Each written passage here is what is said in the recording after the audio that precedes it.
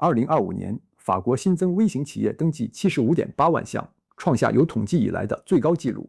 同一年，法国中小企业数字化官方平台调查了1.1万多家法国小型和微型企业，84%的经营者已经建立至少一条线上的曝光渠道。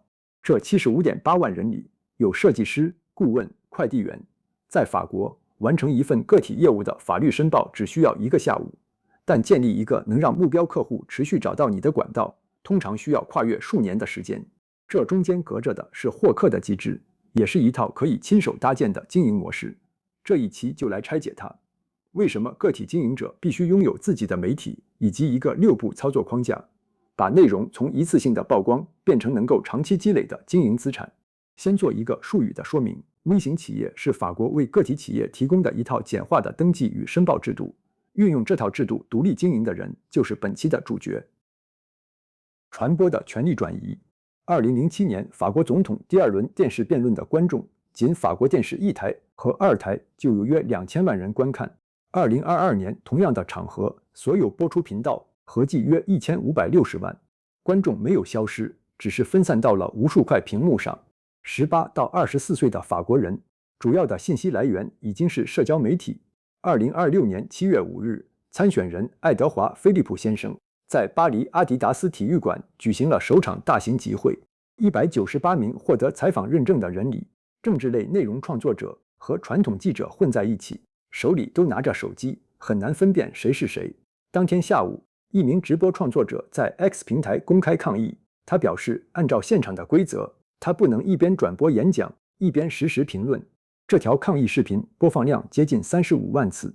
竞选团队事后回应表示，下一次会细化名单，识别创作者的具体需求。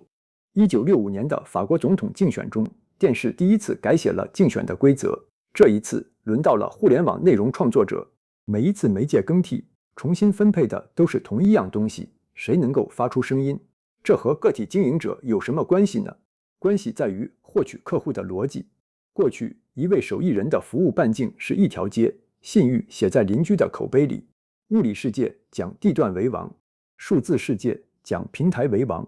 注册账号没有门槛，但流量的分配权掌握在平台手里。算法的一次调整，一条原本稳定的获客渠道就有可能失灵。对策还没有制定完，规则已经换了一版。这是本期的起点，传播的权利再一次被重新分配。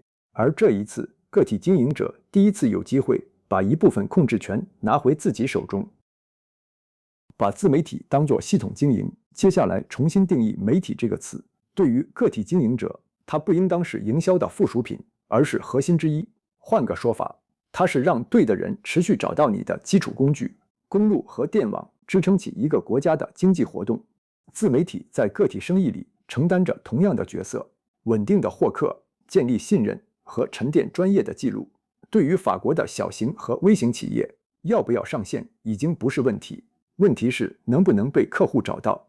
还是法国中小企业数字化官方平台的那一份调查，65%的受访企业有自己的网站，66%运营至少一个社交账号，使用 AI 工具的比例达到26%，一年之内翻了1倍。传统获客依赖于熟人介绍、线下活动和付费曝光，这些方式今天仍然有效，但是每一次的触达都要重新发生一次。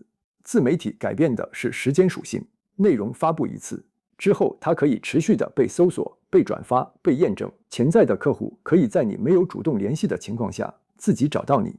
口碑没有消失，它的载体变了，从街坊的口口相传变成可以被搜索到的公开记录。每发布一条见解或者一个案例，就等于存入了一笔数字资产。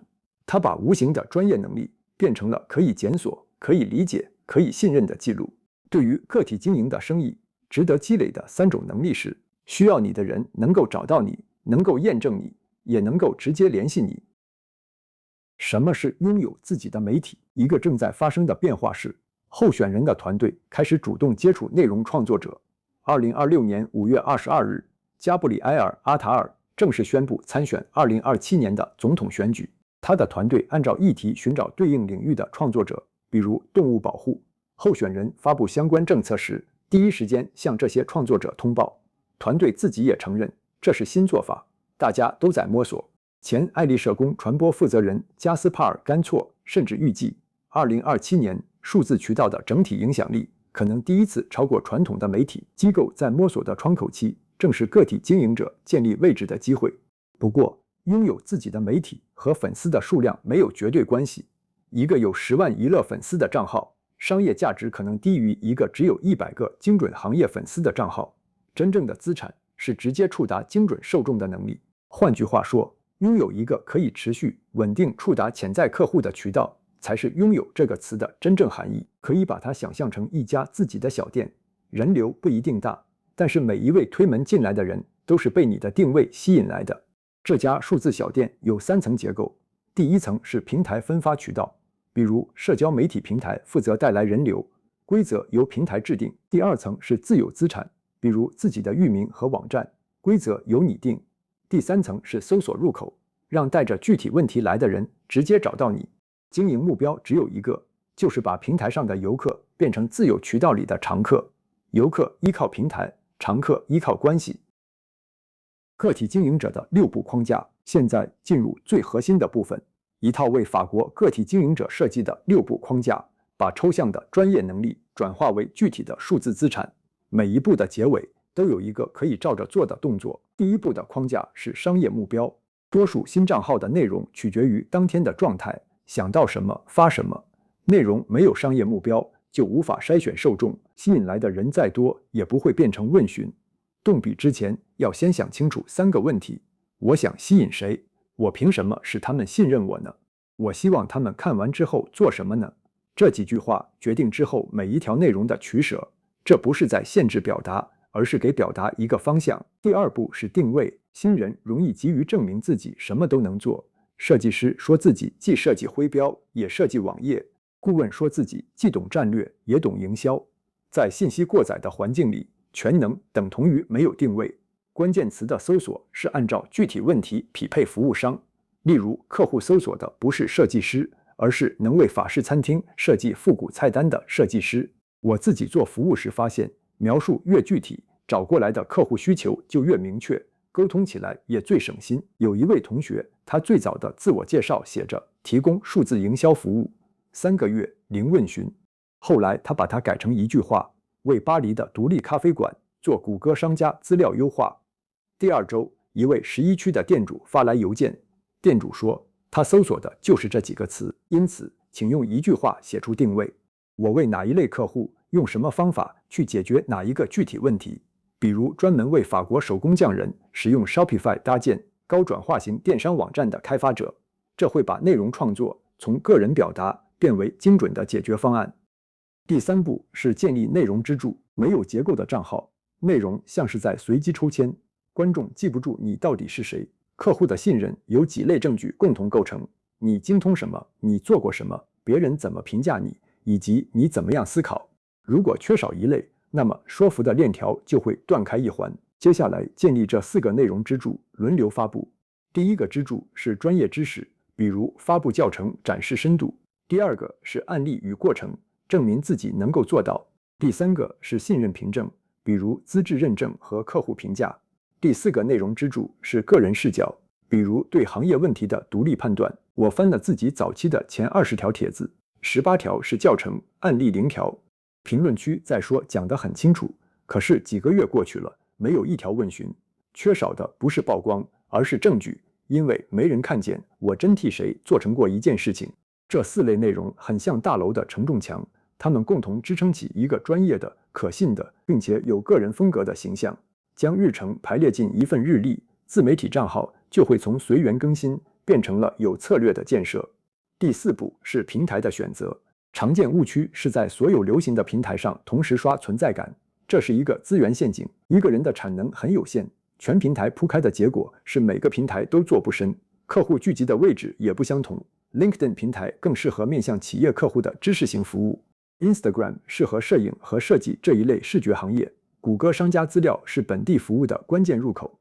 法国中小企业数字化官方平台在2026年刊载的专题指出，网站里的地理信息、持续更新的商家资料、客户评价和本地目录，不仅影响传统搜索，也开始影响生成式 AI 的本地推荐。